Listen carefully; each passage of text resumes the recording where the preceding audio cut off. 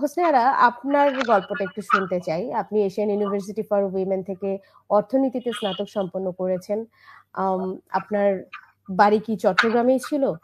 বা না এই না আমি এইডব্লিউ আপু আমি পর্যন্ত গাইবান্ধা আসার জেলার। জার্নিটা আচ্ছা কেমন? আচ্ছা ঠিক আছে আপু, আমি যেহেতু আমাদের ইউনিভার্সিটিটা যেহেতু দক্ষিণ অঞ্চলে আর আমি উত্তরাঞ্চল থেকে, তো অনেক ডিস্টেন্স ছিল মূলত, এটা প্রথমে। তো আচ্ছা। এটার জার্নিটা ছিল এরকম যে, যেহেতু এটা অনেক দূরত্ব, ডিস্টেন্সটা, তো আমার ফ্যামিলি মানে আমার বাবা মা মূলত কোনো প্রবলেম হয়নি তাদের জন্য, কিন্তু আমার আশেপাশে যে আমার রিলেটিভসরা ছিল বা আমার প্রতিবেশীরা ছিল, তারা একটু প্রবলেম করতেছিল যে মেয়ে, প্রথমত সে মেয়ে মানুষ, তারপর উত্তরাঞ্চল থেকে একদম সোজা দক্ষিণ অঞ্চলে এত দূরে গিয়ে কিভাবে সে থাকবে বা পড়াশোনা করবে।